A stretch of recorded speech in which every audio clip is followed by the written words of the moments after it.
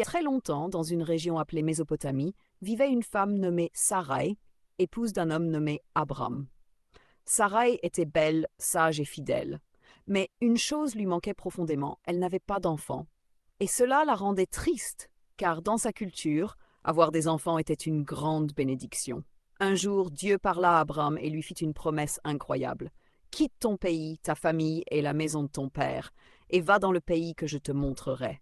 Je ferai de toi une grande nation. Et Sarai suivit son mari avec foi, sans savoir où ils allaient. Ils partirent pour le pays de Canaan, guidés par la promesse divine. Des années passèrent.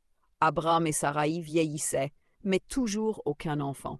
Sarai, dans son impatience et sa douleur, proposa une solution.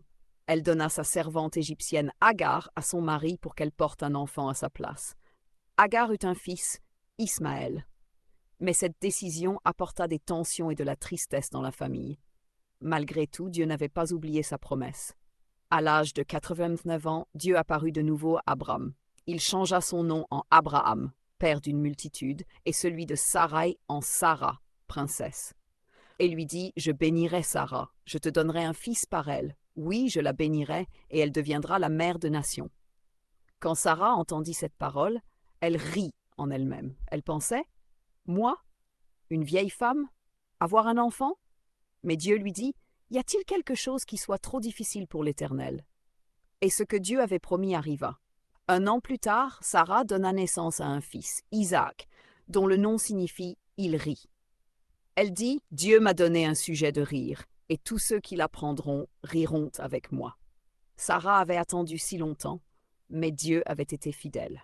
À travers Isaac, la promesse divine continua, menant bien plus tard à la naissance d'un autre enfant très spécial, Jésus-Christ. La foi demande de la patience, mais Dieu tient toujours ses promesses. Même quand tout semble perdu, Dieu peut faire l'impossible.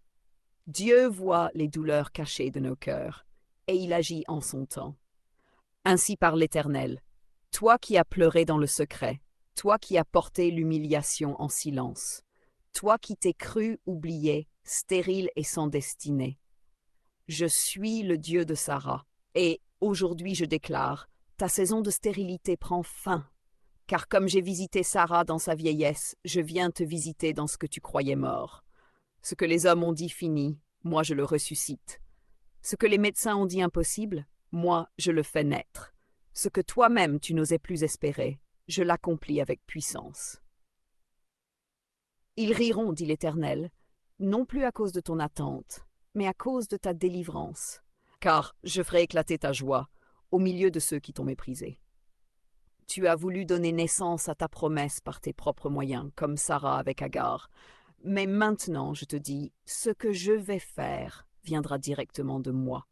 L'enfant de la promesse naîtra de ton sein dans la saison que j'ai déterminée. Et le monde dira, elle qui était stérile, Dieu l'a rendue féconde. Elle qui était oubliée, Dieu l'a élevée. Prépare-toi, car le rire d'Isaac va remplir ta maison. Prépare-toi, car le miracle arrive à ta porte, car ta foi va porter du fruit. Ceux qui ont pleuré dans l'attente vont danser dans la promesse. Je suis le Dieu de Sarah, et je suis aussi ton Dieu. Lève-toi, femme de destinée, car l'heure de ton témoignage a sonné.